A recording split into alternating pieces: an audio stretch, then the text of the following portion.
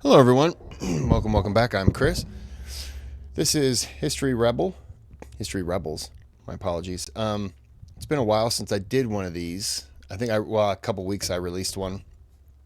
Um, excuse me, but I did one. I did these some time ago, but they've released a few more, so I'm gonna jump into them.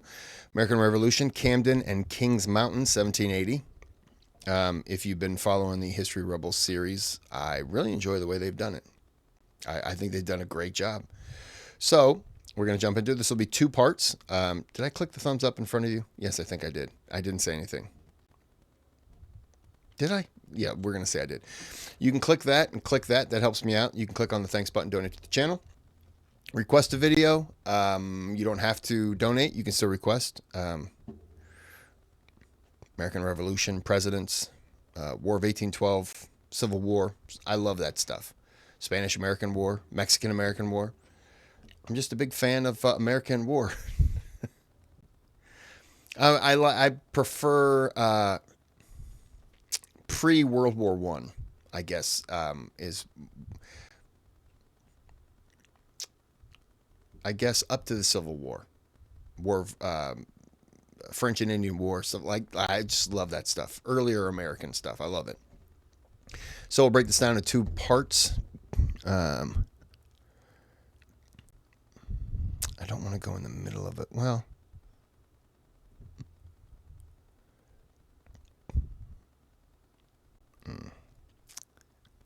maybe I'll probably stop it at Camden just before this battle takes place. Because I hate stopping in the middle of a battle. I just feel like an asshole. All right, let's get into it.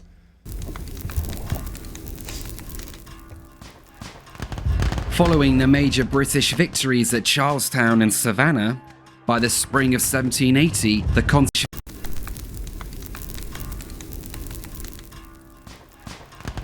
Following the major British victories at Charlestown and Savannah, by the spring of 1780, the Continental Army has been almost entirely defeated in the South. While Congress reels from the defeat and prepares a response, the only thing now standing between Britain and the complete recapture of the southern colonies is localized resistance and hastily organized militias. What will follow is an unconventional and brutal war of ambushes, skirmishes and raids, where ingenuity and perseverance become crucial to victory. Most of the fighting in the South was between Americans. Before they went and invaded Charleston, it was, what's the term?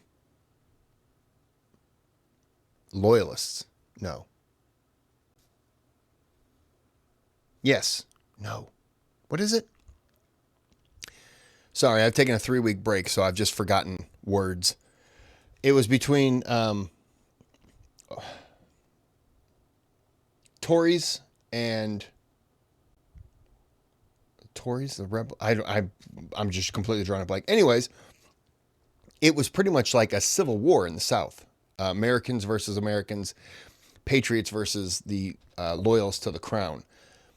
And it was well, they're not going to cover it now, so I'm not going to get into it. But most of the fighting was amongst ourselves in the South, with some help. When the British, when the British moved down to the South to unload, then it changed. By May 1780, British influence is rapidly spreading in the South. Hundreds of local representatives, including former Patriot governors, assembly presidents, and prominent citizens, congratulate General Clinton on his recent successes and offer their support. The British strategy appears to be working, matching military supremacy with the enticing offer of a new imperial relationship that grants most of the colonial demands from the start of the war, including self-governance within the empire. The British also attempt self-governance within the empire. Sorry, I had to blow my nose, so I had to get out of the screen. Let me read this. Home rules. the Carlisle Commission, British Peace Proposal. Home rule within the empire, no taxation without representation, a general pardon for revolutionaries. So, I've never been to England, but one of the things that is said is you traded one, you didn't want our taxes, and instead of not wanting to pay the tax, you became an independent country and you pay taxes. Well, yes and no. No taxation without representation was huge. We wanted to say, I got so many thoughts. So we were paying taxes. The colonies were paying taxes, but they were internal. They weren't going to England. They were staying inside each country, which was Virginia, New York. They viewed them as countries instead of states. So when you paid something, my voice just clicked. When you paid something, it stayed internal. You focused on internal improvements, roads, canals, which nobody focused on canals, but that was kind of what the money went to. And we had always, and that system had worked. When the Stamp Act, the tea tax, all those things, that was one of the first times where the money came directly from us and went to England. Should we have paid it? Yeah. I don't disagree with that at all. They had every right to charge us. Yes, absolutely. Every right to charge us. They came over here to fight the French and the Indian against the British, the colonists, and some Indian tribes. They went completely broke doing. And of course, they also, the 7 Years' War to the world, it was the First World War, according to Winston Churchill. I got to believe he knows what he's talking about. So when all that's happening and they start charging us, we didn't like it because it was the first time our money was going to go to them. And we're looking at them as a rich country. So that's where a lot of it came from. So when a lot of the British people today will say, oh, well, you traded the tax for this. Well, we were still being taxed, but this was the first time a tax was going to go to England. Did it deserve to go to England? They were 120 some million pounds, or maybe 60 million pounds. There was a lot of money. There were millions of pounds, 60 to 127, whatever it was, in debt. Could we have chipped in? Yes, absolutely. It is what it is. Imperial relationship that grants most of the colonial demands from the start of the war, including self-governance within the empire. The British also attempt reconciliation by paroling prisoners and offering pardons to active rebels. The conditions are generally lenient and require men not to rejoin the fight against the British. There is growing I think several thousand people actually took the pledge of, I want to say amnesty, but took that pledge to go back to loyalty and not fight in this war. And I think there was one or two signers of the Declaration of Independence that actually did this, the loyalty pledge or whatever it was. Sympathy for the war in the South, and with rumors circulating that Congress is ready to cede the Carolinas and Georgia to Britain in exchange for peace, many now become disillusioned and accept the offer to go home. Meanwhile, General Clinton has received intelligence that the French may strike against New York, and in June he prepares to sail north. But Clinton is taking the majority of British regulars, cavalry, and heavy equipment with him. General Cornwallis is to be left in charge with 3,000 regulars and 3,000 American provincials and militiamen. With such a small force, Cornwallis has a daunting task ahead of him.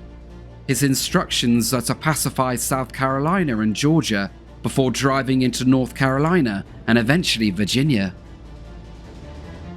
Clinton and Cornwallis are still deeply divided, marked by frequent miscommunication and strategic disagreements. This is epitomized. My opinion, and I could be wrong, I don't think they really cared for one another. They both wanted to be, they both wanted to be the big dick in America. They wanted to be the reason why England would win, because you had seen failures with Howe and wow. This is what happens when you take some time off. You just forget a bunch of stuff. Anyways, they wanted to be the reason why the colonies were kept after a lot of people had been replaced. Before Clinton's departure, when he issues a new proclamation without consulting Cornwallis or other senior officers. All Americans that have recently been released on parole are now required to take fresh oaths of allegiance and to actively support the British, which in practice likely means joining a loyalist militia. Those who refuse are to be once again treated as rebels and face arrest or worse. Cornwallis and other British commanders are left baffled and furious once they hear about Clinton's decision. If you've ever seen the movie The Patriot, the guy in there,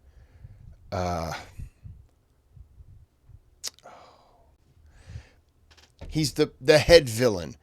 He's basically based off of Bannister Tarleton, who was not a very good guy. And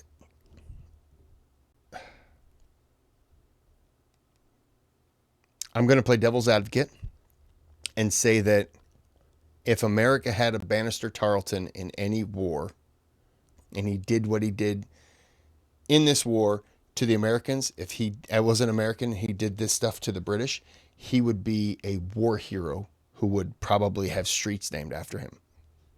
It's that he did it to us. We don't like him. To be fair, to be completely fair. Cornwallis believes that the war can be won by relying on the growing neutrality of Americans and by not forcing them to pick a side. But Clinton's new proclamation effectively requires Americans who would have previously honoured their paroles and sat out the war to now join the British cause. This was something many Americans would bitterly resist and would now thrust many of them back into active opposition. What's left of the Continental Army in the South has been retreating following the defeat at Charlestown. By the end of May, they abandon Camden, and Colonel Buford leads some 400 men towards North Carolina to regroup with other forces. But Cornwallis is well informed by locals of the Continental movements, and Lieutenant Colonel Bannister Tarleton and his loyalist dragoons of the British Legion have been sent in pursuit. 15 miles outside of Camden, the British finally catch up to Buford in the Waxhaw region. The Waxhaw region, by the way, is the area that future 7th President Andrew Jackson was born. I don't know, some say South Carolina, some say North Carolina, doesn't matter. That is where he grew up, and he always tells a story of just the Waxhaw massacres that happened because of people like Bannister Tarleton and stuff like that. Tarleton is outnumbered more than 2 to 1 with just 150 horsemen. But after covering over 100 miles in just 2.5 days, the Loyalists are determined to meet the retreating Continentals. Events of the battle are long disputed, but by 3 p.m. on the 29th of May, the Loyalist vanguard reaches the Continental rear, and Buford forms up his men for battle. Tarleton's force is split into 3 divisions, and with the sound of cavalry bugles, they advance forward. Momentum builds, and at 300 yards from the Continental line, the charge begins. The dragoons start at a canter and progress to a full gallop 150 yards from the Continental lines. The cavalry can cover the entire distance in under 45 seconds, giving the Continentals enough time for just one effective shot. Buford waits until the last moment until he orders to fire, and with the volley, Tarleton's horse is shot from under him along with a number of his men. But it is not enough to stop the Loyalist charge, who now, believing their commander killed, press home the attack. With the terrifying speed of the cavalry assault, it is likely that Buford now attempts to surrender by sending out a white flag. But in the chaos of battle, and with Tarleton trapped under his horse, the white flag is either not seen or purposefully ignored. In either case, the Continental lines soon break, and for 15 minutes, the dragoons hack a bloody path through their countrymen. Now, I can't speak for anything in particular, but Bannister Tarleton was known as the Butcher. So, in this instant, did they see the white? Did the British see the white flag? Maybe not. Even if they had seen it, and maybe they thought he was dead. But if he's dead or alive, do they? Let me rephrase. If he's alive, does he tell his guys no surrender? So they see the white flag, they don't care. If he's dead, do they harbor a grudge? See a white flag, don't care, kill him? We have no idea. But these are things that you have to remember and try to think of when you're looking at this. Because in this moment, they probably have no idea. He could be dead or alive, or maybe before the battle, he told them no surrender. I don't care. How are we supposed to take all these soldiers if they're doubled us? We have to eliminate as many as possible to almost make the odds so overpowering that, like, if there's 2,000 and they have 3,000, we have to kill these guys down to 1,000 if we have 1,500 to make them really understand. So, just throwing that out there. By the time Tarleton has found a fresh mount and regained control of his men, 250 Continentals lay dead or badly wounded. Another 50 would soon be captured and then paroled after the battle. See this guy, this sword, charging at this guy with the hands up? This is the type of thing you would see on the American side. This is a painting I can see from the American side. Oh, he's going after this guy. This guy's surrendered. This guy is looking at this guy. This guy's a flag, but this guy, he's going to kill this guy. That's the type of thing that they would have, propagated in terms of, yeah, they'll kill you. There's no surrender. The victory appearingly further secures British control in South Carolina, removing one of the last major Continental forces in the area. But news of the battle is spreading, and reports and rumours tell of a bloody slaughter where the British gave no quarter to surrendering troops. Word of a massacre sends shockwaves through the South, and combined with Clinton's recent proclamation, almost overnight, volunteer militias start to silently mobilise across the backcountry. As spring turns to summer in 1780, Cornwallis begins re-establishing British administration in the South. He believes the key to this is control of the countryside, but to pacify the territory, he desperately needs more men. A Scottish officer, Major Patrick Ferguson, is appointed to recruit and lead new loyalist militias. 8 fresh battalions are quickly raised, and the skirmishing with Patriot forces begins in earnest. In Lincoln County, North Carolina, despite being ordered not to muster until the arrival of British troops, in June 1,300 loyalists, confident the war is turning in their favour, gather to march south.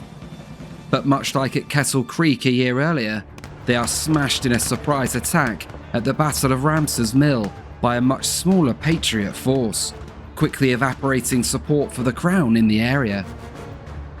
This action is repeated again and again through the summer of 1780, where the Patriots, often outnumbered, destroy a number of Loyalist militias in a brutal civil conflict between neighbours and friends.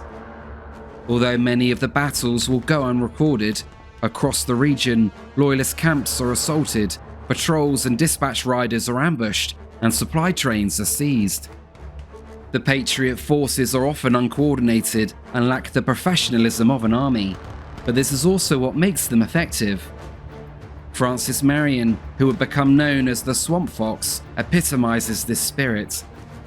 Marion's force is one of many small bands of men using their knowledge of the swamps and backcountry to strike swiftly before disappearing into the wilderness, frustrating larger and better equipped Loyalist forces. The Patriots target British supply lines and outposts, while the Loyalists, organised by Ferguson, attempt to fight conventional battles and conduct punitive raids against Patriot communities. But the increasing number of Patriot victories is creating a groundswell of local support in many areas, providing critical intelligence, supplies, and safe havens for the partisans. Cornwallis and the British command moved from optimism in June to despair by August. Although Cornwallis maintains uneasy control over much of the territory, his logistics are seriously hampered, while both the credibility of British authority and local support for the Crown slowly deteriorates. Cornwallis writes to Clinton that there is now an absolute state of rebellion in the South. Like his predecessors had found in the North, Cornwallis is fast learning that capturing key urban centres is one thing, but controlling the vast, hostile countryside is quite another. By early August, after a grueling summer, the British finally receive intelligence that a continental army is moving south. The news is welcomed by Cornwallis. The war is, at long last, returning to the type of conventional fighting he is all too well accustomed to.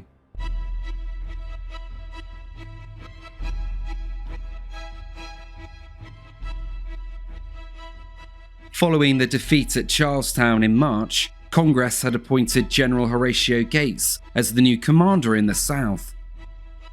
After the stunning victory at Saratoga in '77, which Gates received the credit for, he was an obvious choice for Congress, although not the preference of Washington, who had recommended Nathanael Greene for the role. Gates, a former British Army officer, is an ambitious and confident general. He arrives to take command in late July, dubbing his men the Grand Army of the Southern Department. But Gates has a disorganized and poorly supplied force, largely composed of militia and a core of 1,400 Delaware and Maryland hardened veterans. Gates is informed that the British are scattered and tied down across the South, and that Cornwallis has not yet moved from Charlestown. His senior officers advise patience to build up their forces, supplies, and an intelligence network in the region. But Gates sees an opportunity. Although a risk, a swift victory against a vulnerable British garrison at Camden could build morale in his army and perhaps even persuade the British to fully withdraw to Charlestown. After just 2 days in command, Gates decides to roll the dice, and he orders his men on the road to Camden. Not wanting to waste time, he advances on the most direct route south through barren swamps and mostly Loyalist areas. This means he is unable to rendezvous with other nearby friendly formations, while desertions and sickness take their toll. But it does allow for a relatively swift advance, and the Continentals arrive close to Camden by mid-August. Gates has calculated that his army is 7,000 strong, and he plans to surround and destroy the small British garrison in a surprise assault. He orders a final night march to Camden on the 15th, but his senior officers remain deeply skeptical, prompting a count of the troops. The tally reveals They're skeptical because he's not a good leader. I don't know if that's why they're skeptical. That's why I'm skeptical. only 3,000 to 4,000 men are fit for duty, but when this is reported to Gates, he remains confident and the advance continues. As the army marches towards Camden, at 2 a.m, fighting is unexpectedly heard at the front of the column. An unknown cavalry force has ridden directly into the Continental vanguard, and a confused melee ensues. Prisoners are captured and immediately brought to Gates. The unknown cavalry force turns out to be none other than Tarleton's British Legion, and Gates quickly learns, to his horror, that he faces Cornwallis on the march with 2,000 troops. 1 week earlier, Cornwallis had been informed by spies that the Continentals were advancing to Camden, and he quickly moved to reinforce it from Charlestown. Cornwallis is also rolling the dice. His intelligence suggests the Continentals number 6,000 men, and if his army is defeated, Camden would soon fall, along with the 800 sick and wounded he has resting in the town. Such a defeat would almost certainly lead to a full British withdrawal back to Charlestown, undoing the past year's progress and the entire southern strategy. By a complete coincidence, both armies had started night marches on the same road, and both were now locked in for a decisive battle the next day. As dawn breaks on a hot...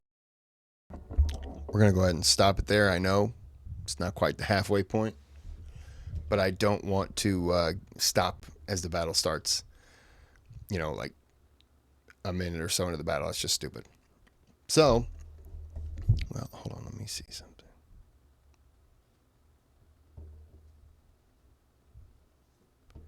Yeah, this battle takes a little bit of time. All right. So we will go ahead and end it here. We'll end it here for part 1. We'll be back with part 2. I hope you're enjoying so far, because I am. So until next time, have a good day, have a good night.